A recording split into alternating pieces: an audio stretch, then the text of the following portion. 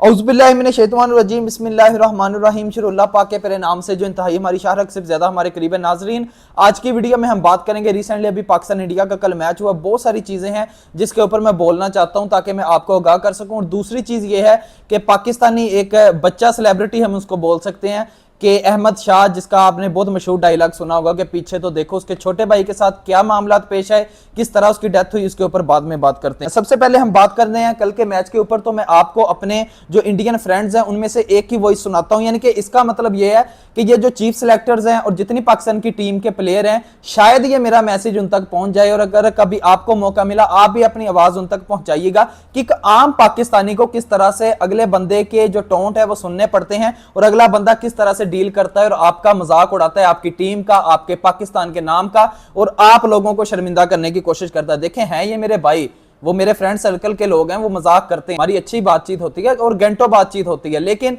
अभी आप सुने कि उन लोगों को आप ही मौका देते हैं। यानी कि वो बंदा लड़ते हुए थोड़ा सा हार जाए ना, वो एक अलग बात है। आप तो बहुत सारे मैचेस वन साइडेड हार जाते हैं, है तो एक गेम, मैंने भी उनको यही बोला, लेकिन आप फिर भी उनकी ये जो बातें हैं मैं आपको सुनाना चाहता हूं कि वो क्या राय रखते हैं।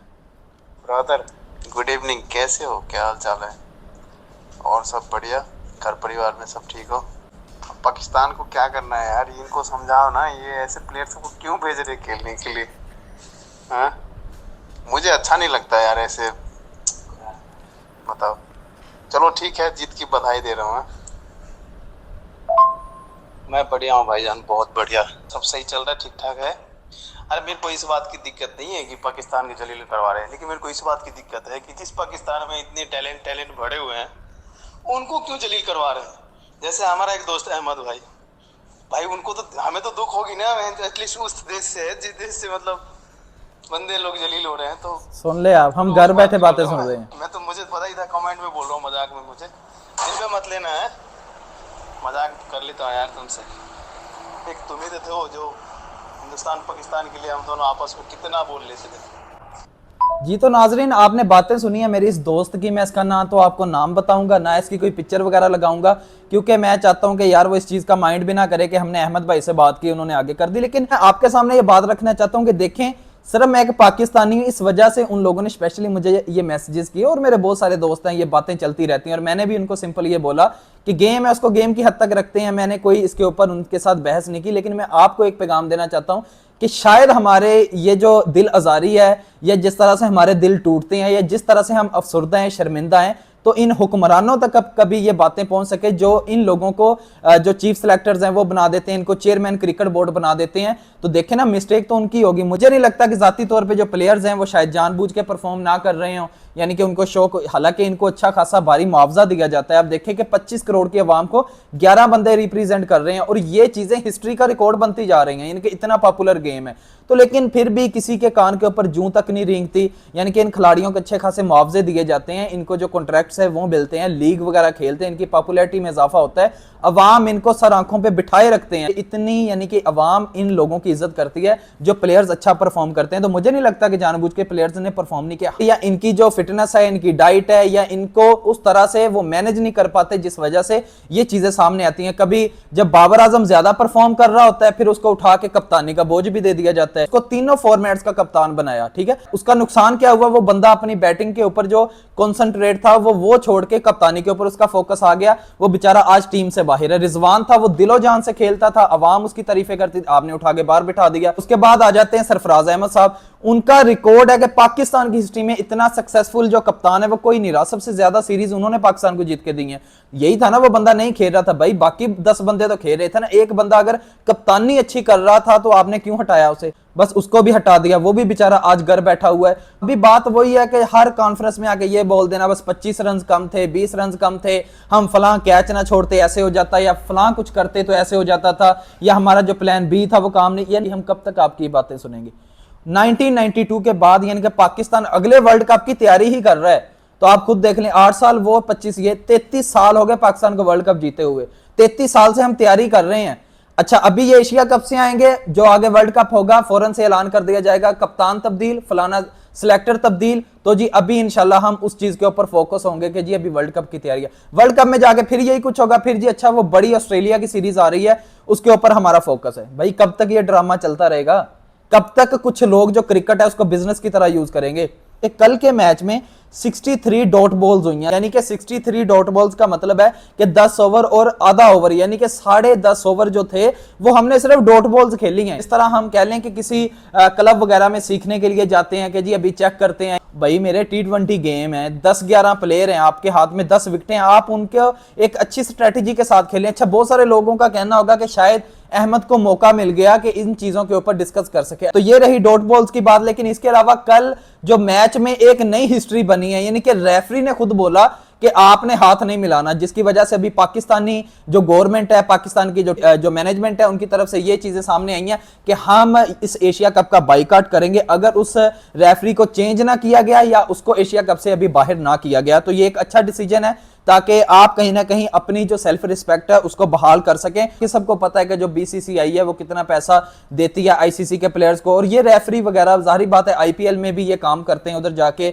ये रेफरी बनते हैं तो अच्छा खासा मुआवजा इनको मिलता है। आप देखें कि बड़े बड़े नाम जो इंडियन टीम में हम सुनते थे वो अभी इस बार इस टीम में नहीं थे, लेकिन फिर भी उन लोगों ने कैसा परफॉर्म किया, उनकी रिप्लेसमेंट कैसी होती है। हम खुद इंडियन प्लेयर्स की जो तारीफ है वो करते हैं कि वो अच्छा खेलते हैं, और कोई भी प्लेयर्स हैं वो तेज खेलते हैं, अच्छी शॉट लगाते हैं, अगर वो तेज तरीन सेंचुरी 50 बनाते हैं हमें अच्छा लगता है कि यार, यानी कि जो बंदा क्रिकेट का असल में शौकीन है ना वो फिर दाद दिए बगैर रहता नहीं है। वो बोलता है यार बेशक है इंडिया का, बेशक इसका मजहब भी कोई और है, मैं इसको जानता भी नहीं, लेकिन खेलता बंदा अच्छा है, इसका खेलने का स्टाइल अच्छा है, या इसका कप्तानी का अंदाज अच्छा है, या इसकी जो बॉलिंग स्टाइल है वो अच्छा है। तो बात ये जो क्रिकेट के शायकीन है ना वो फिर ना मजहब देखते हैं ना कंट्री देखते हैं, वो हमेशा क्रिकेट की तारीफ करते हैं।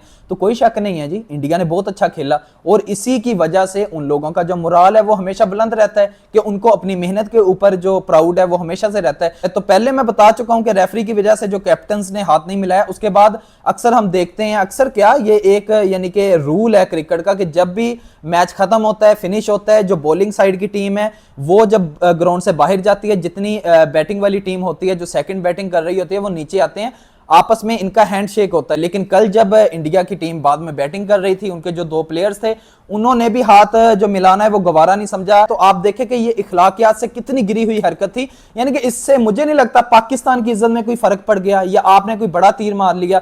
तो इसके ऊपर भी मीम्स बन रही है कि जंग होती तो हम जीत लेते, ये तो मैच था, एक गेम का हिस्सा है, कहने को कुछ भी कहते रहे, यानी कि वाकई ये गेम है, इसको गेम की हद तक रहने दें, आप पॉलिटिक्स ले आए। पहले की तरह वो दलेर प्लेयर भी नहीं है कि जो गवर्नमेंट के बरक्स जाके यानी कि उन चीजों के ऊपर अमल दरामद कर सके। तो एन मुमकिन है उनकी गवर्नमेंट नहीं बोला होगा, उनके बोर्ड ने बोला होगा कि आपने हैंडशेक नहीं करना। कभी वो बोलते हैं हमने खेलना ही नहीं है, कभी वो बोलते हैं आपकी मेजबानी में हमने पाकिस्तान नहीं आना, कहीं और भी नहीं खेलना, यानी कि उनकी मनमानी चलती है, बड़ी मईशत है, उनका पैसा चलता है भाई, उनका रोब चलता है, उनका जो कॉन्फिडेंस है वो चलता है। तो अगर आपने जिंदगी में आगे बढ़ना है, मजीद 33 साल नहीं जाया करने किसी और चीज को, एक वर्ल्ड कप को जीतने के लिए, तो आपको भी अपनी स्ट्रेटेजी चेंज करनी होगी। उन लोगों को लागे बिठाएं जो वाकई ही एक एक बंदे की नब्ज को समझ के देखें। आपके करोड़ों की ये गेम है तो इसके ऊपर कितना पैसा, कितनी आवाम के दिल जुड़े, 25 करोड़ लोगों को सिर्फ 11 लोग रिप्रेजेंट कर रहे होते हैं। तो देखें बाकी जो टीमें हैं दुनिया की वो भी तो अच्छा परफॉर्म करते हैं, तो पाकिस्तानियों को क्या मसला है, मुझे इसमें समझ नहीं आ रही।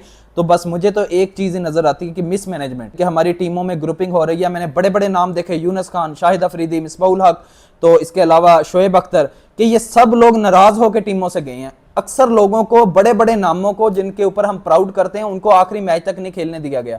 मैं वो बंदा था कि मुझे एक एक प्लेयर का स्कोर याद होता था, स्टैट्स याद होते थे, लेकिन अभी मेरा दिल इतना अफसरदा हो गया कि मैं इनका हाईलाइट मैच भी नहीं देखता। ये कल सिर्फ पाकिस्तान इंडिया का था, वो भी एक पास में दोस्त था उसने लगा लिया तो मैंने देख लिया, वो भी मैंने पूरा बैठ के नहीं देखा, यानी कि मुझे लग रहा था ये वन साइडेड है। तो वही चीजें सच साबित हुई। आप देखें कि मेरा अभी जो माइंड सेट है वो क्या बन गया कि मैंने 2 साल के बाद एक मैच देखा ही देखा, तो वो भी किस तरह से कि इनकी वही पुरानी हरकतें। आपने अगर किसी का लिहाज नहीं करना तो खुदारा आप अपनी जो जाती अना है उसको भूल के, अपनी जाती ग्रुपिंग को भूल के कि मुझे वो पसंद है, मैंने वो लाना है, मुझे ये पसंद नहीं तो इस बंदे को ऐसे हटाया जाए, इन चीजों को भूल के पाकिस्तान के नाम का ख्याल करें। तो उम्मीद करते हैं इंशाल्लाह कभी ना कभी अपनी गलतियों से सीखेंगे। लेकिन मैं एक ही बात कहना चाहता हूं कि जीतो या हारो हमें तुमसे प्यार है। यकीन माने मैंने इस फार्मूला के ऊपर ना यकीन भी कर लिया है और इसके ऊपर मुझे भी इत्मीनान भी है, यानी कि ये जीतें या हारें मुझे वाकई में इसमें कोई फर्क नहीं पड़ता। ठीक है बातें सुनने को मिलती हैं, जरा दिल अफसुर्दा होता है कि यार ये लोग अपनी हरकतों से बाज ही नहीं आ रहे, लेकिन